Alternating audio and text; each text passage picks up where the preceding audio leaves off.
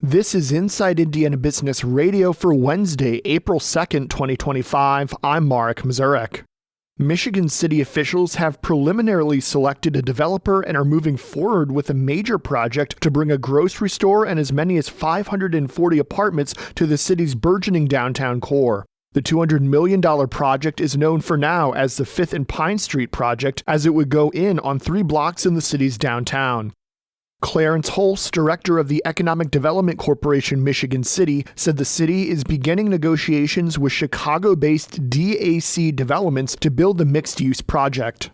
Holst said the fact DAC was the only developer to have a memorandum of understanding with the grocery store in hand made them the most attractive option.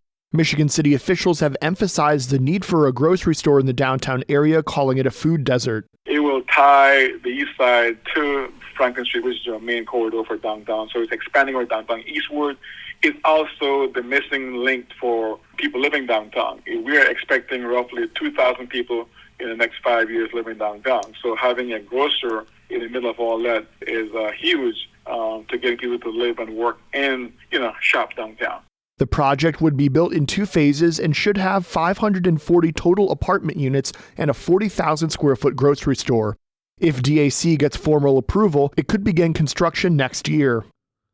As state leaders look to infuse more emerging technology-related investments into Indiana's economy, a Senate committee greenlit the expansion of a tax break that could sweeten the incentive package offered to prospective companies.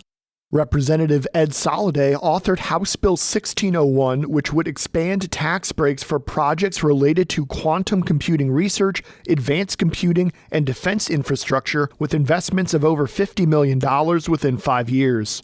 The bill's fiscal analysis doesn't give an estimate of how much sales tax could be circumvented. The IEDC would need to first approve a business's project and determine its eligibility before a company could receive exemptions. The bill cleared the House in February and is now on the Senate floor.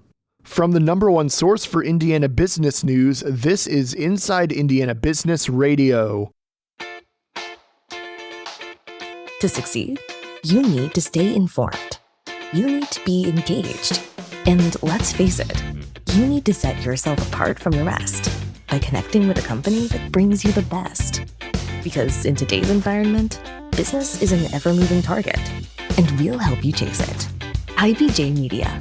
The best of business is in us. Get started at ibjmedia.com/youngprofessional.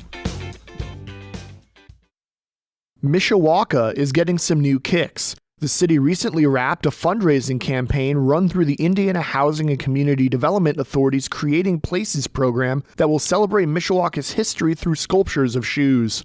Specifically, Mishawaka wants to put up a series of replicas of the Red Ball Jet shoe at various public places around town. The idea came from Mayor Dave Wood's Youth Council, which wanted a strong visual symbol for Mishawaka. As of the fundraiser's end last week, Mishawaka raised over $88,000 and the IHCDA will match with $35,000. The replica shoes will be made of fiberglass and will stand about 4 feet high and 6 feet long. One replica will go in the Ironworks Plaza downtown, where the ball band factory which made the shoes once stood. Others are set to be placed at local high schools. Red Ball Jets were made from 1951 and stopped in 1971 when the ball band company sold to a different corporation. Carmel-based Sierra Health Corporation announced Tuesday it would delist from the NASDAQ capital market about 18 months after the company went public and began trading on the exchange.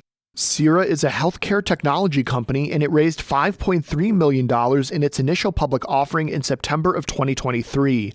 Back then, Sierra opened at $3.50 per share, but on Tuesday, its shares closed at 27 cents each. NASDAQ Stock Market LLC notified Sierra in October that its stock had been trading below the minimum $1 per share for 30 consecutive days, putting it out of compliance with the market's rules. It gave the company until April 16th to regain compliance or be delisted. Sierra offers a range of healthcare products, although most of its revenue comes from contracts in 24 states for services that include recruitment, training, and workforce development of nurses and nursing assistants. The company's largest customer is the Indiana Family and Social Services Administration.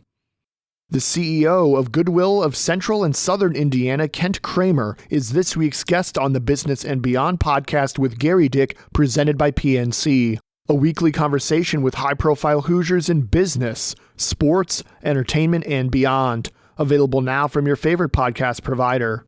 I'm Marek Mazurek for Inside Indiana Business Radio on Demand.